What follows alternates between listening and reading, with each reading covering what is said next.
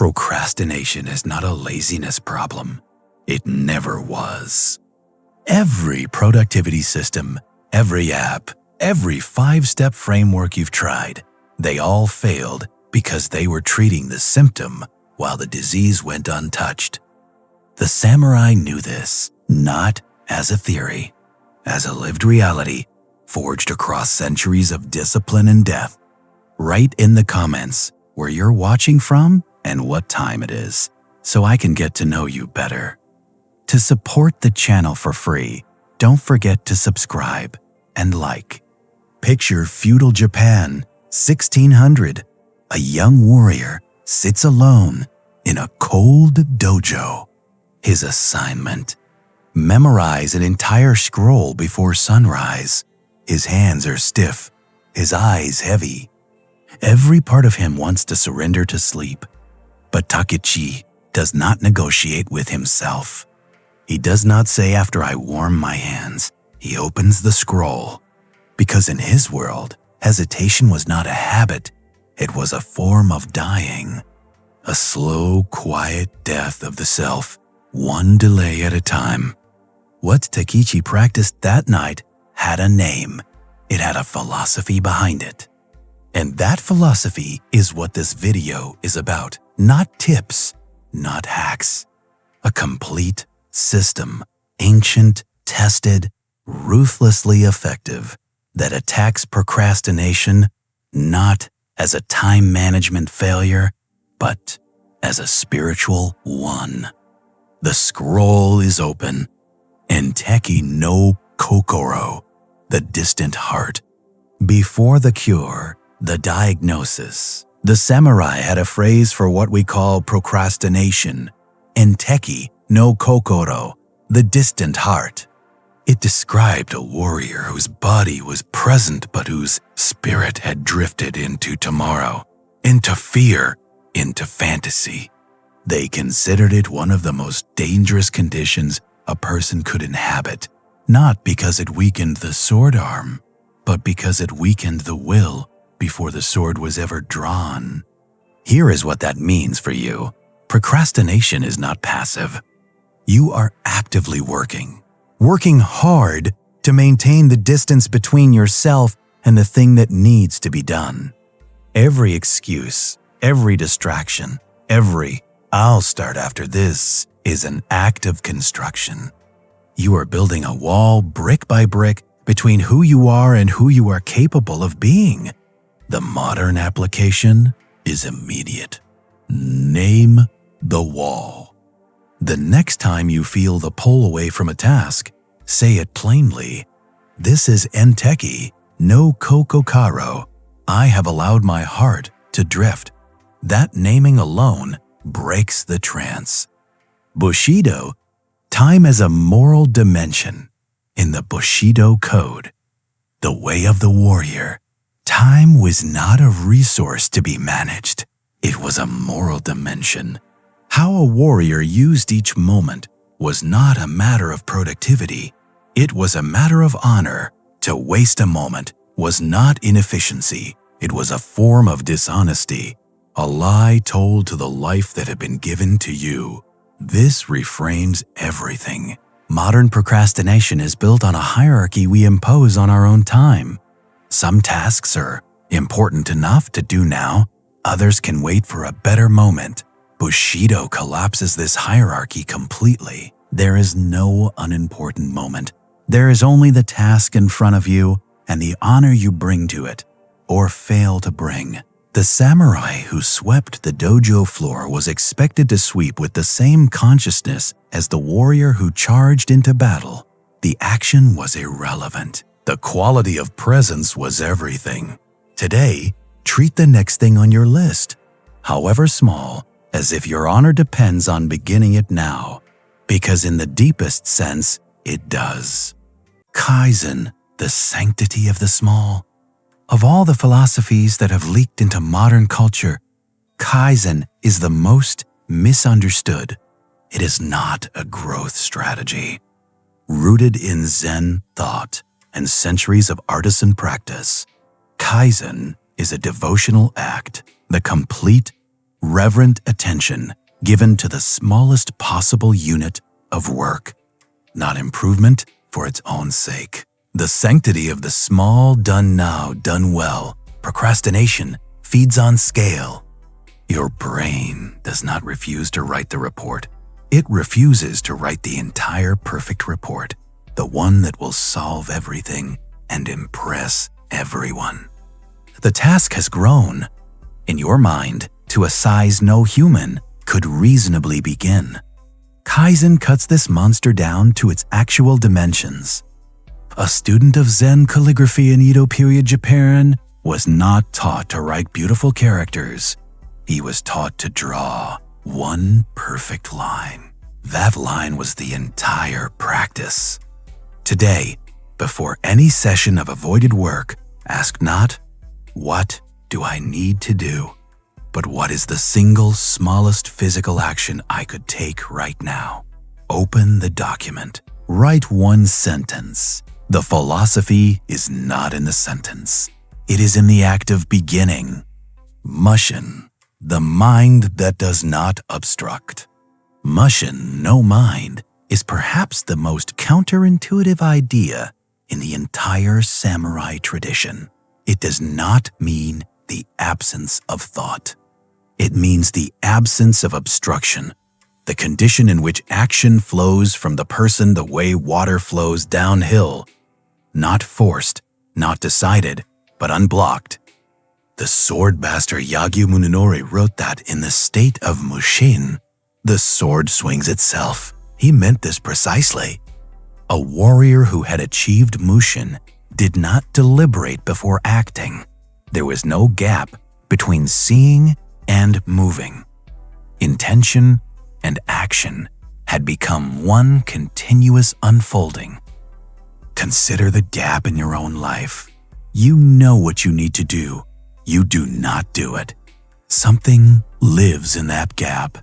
The observing, judging, fearing self, too busy watching itself almost act to ever actually act. Mushin does not ask you to destroy this self. It asks you to stop feeding it. The next time resistance appears, do not answer it.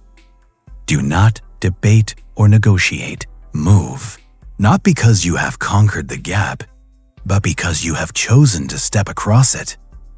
In that step, the gap closes. Ikigai. When you lose the why, there is a deeper layer beneath every act of procrastination that almost no framework ever touches. Not the habit, not the fear, the disconnection from meaning. Ikigai, often reduced to a career diagram in the West, is, in its original Japanese form, something far more immediate. It is the felt sense of aliveness that arises when what you are doing matters to you right now, not cosmically, personally, in this moment. The chronic procrastinator has often lost contact with why the task matters, not why it should matter, why it does. The work feels hollow, abstract, a box on someone else's list, and the human spirit, however disciplined, cannot sustain continuous action towards something it does not feel. The samurai who received the mission did not simply execute it. He first reconnected through tea, through breath, through brief stillness with the meaning of it, not the outcome. The meaning. Before your next session of work, spend 60 seconds asking not how you will do it, but why it matters to the person you are becoming. That 60 seconds is not procrastination. It is fuel. The neuroscience the samurai already knew. Here is where ancient observation and modern science arrive at the same place from opposite directions. Researchers Fushia Sirowise and Timothy Peichel demonstrated that procrastination is primarily an emotional regulation failure, not a time management failure. The brain's threat detection system tags certain tasks as emotionally dangerous, boring, anxiety-inducing, identity-threatening, and the rest of the brain steers away from them with remarkable precision. The samurai observed this across generations. A warrior who feared did not fail because his muscles were weak. He failed because his mind had already constructed the failure before the battle began. So they built Zazen, seated Zen meditation, directly into daily training, not for peace, for nervous system regulation under distress. Modern fMRI studies confirm that consistent meditation reduces amygdala reactivity and strengthens prefrontal regulation, meaning the brain learns to feel discomfort without immediately fleeing it. Before you face a task you have been avoiding, sit with it for 5 minutes. Not planning, not distracting, simply being with the discomfort of not doing it. The charge weakens. The path opens. The digital trap, industrialized avoidance. The forces that made procrastination difficult to overcome in feudal Japan have been industrialized in the 21st century. Every social platform, every streaming service, every notification has been engineered by brilliant people working alongside behavioral scientists to provide exactly the variable reward stimulation the human brain finds irresistible. What was once a natural human tendency has become an addiction by design. The Japanese concept of mono no aware, the bittersweet awareness of impermanence, offers a precise diagnosis. Mono no aware teaches that the beauty of any experience is inseparable from its passing. The cherry blossom is beautiful precisely because it falls. The digital world offers the opposite, the illusion of infinite novelty. Always more, always one. Scroll away. This destroys the capacity for sustained action because sustained action requires the ability to sit with temporary discomfort, an ability the scrolling mind has systematically unlearned. The samurai response was not punishment. It was deliberate disciplined emptiness. Before important work, create 10 minutes of intentional silence. No input, no screen. Let your nervous system descend from the dopamine tempo of the digital world to the slower frequency where real work lives. Wabi-Sabi, the permission to begin broken. The tea master Senno Rikyu built his most celebrated ceremonies around deliberate imperfection. Cracked bowls, asymmetrical rooms. His students were bewildered. Was this not a betrayal of excellence? Rikyu's answer was patient and final. The demand for perfection before beginning is not a commitment to quality. It is fear wearing the costume of standards. Wabi-Sabi, the philosophy of imperfect, incomplete, transient beauty, does not celebrate mediocrity. It celebrates the authenticity of the imperfect present over the fiction of the perfect future. The cracked bowl is not inferior to the flawless one. It is more honest. It has lived. It carries the evidence of its making. When you wait for perfect conditions to begin, you are not a perfectionist. You are an avoider who has found the most socially acceptable excuse that exists. The first draft does not need to be brilliant. It needs to exist. The plan does not need to be perfect. It needs to start.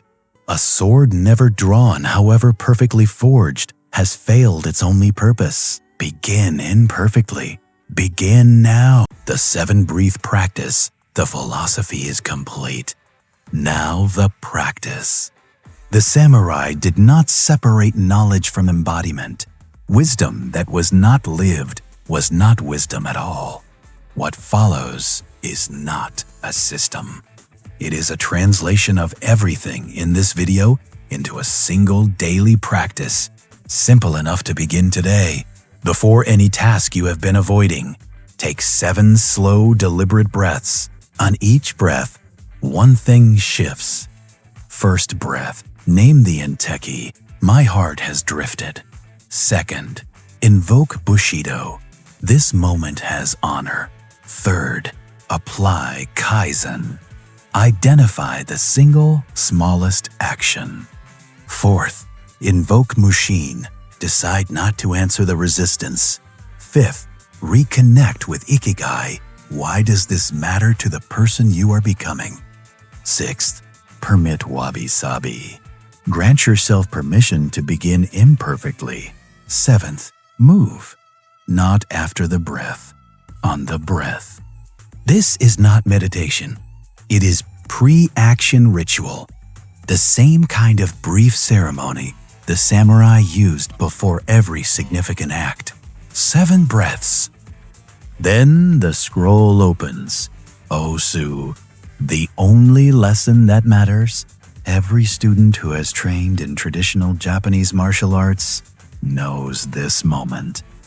The end of a hard session.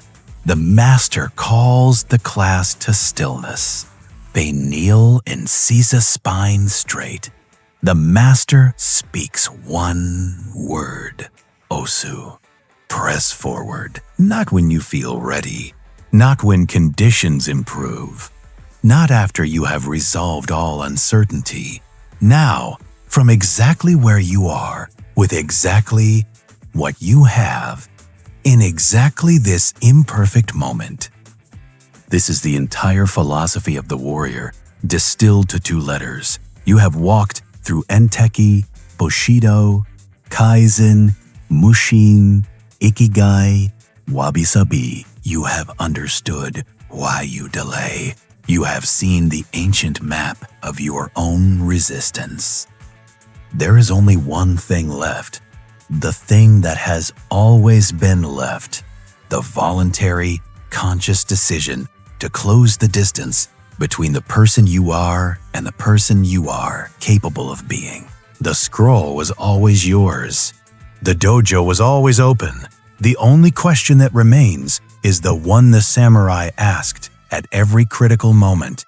Will you move? Procrastination is not a flaw. It is a map, marking the exact location of everything that matters most to you. The samurai did not fear the map. He studied it, understood it, and then walked directly toward what it was pointing at.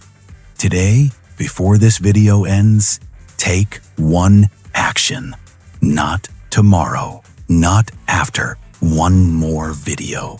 Choose the task you have been carrying the longest and take the single smallest physical step toward it. Open the document, send the message, make the call. One action, that is all. If this changed something in you, subscribe. Leave a comment, tell me where you're watching from. Every warrior needs a dojo, and this channel is ours. Osu.